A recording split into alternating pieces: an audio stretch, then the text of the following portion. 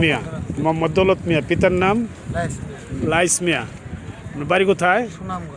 সুনামগঞ্জ। তো এইখানে এই কতদিন যাবত আছেন? 5-7 বছর ধরে এই গ্যাস বেলুনের ব্যবসায়ী করেন। এখন বেচা কিনা কেমন? অনেক কম।